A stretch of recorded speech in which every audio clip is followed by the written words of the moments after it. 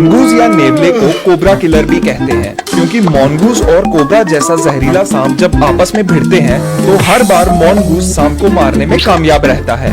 लेकिन हर बार ये जानवर सांप को कैसे मार गिराता है? क्या सांप का जहर इस पर असर नहीं करता?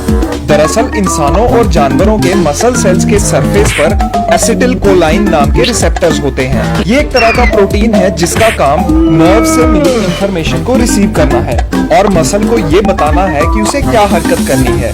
कोबरा जैसे सांप के काटने पर उसका न्यूरोटॉक्सिक जहर इस प्रोटीन को निष्क्रिय कर देता है और दिमाग से दिया हुआ मैसेज मसल्स तक नहीं पहुंच पाता, जिसके कारण विक्टिम को पैरालिसिस हो जाता है और मौत भी हो सकती है। लेकिन मॉनगूज में ये रिसेप्टर्स खास तरह से मॉडिफाइड होते हैं जो सांप के जहर को अपने ऊपर टिकने नहीं देते।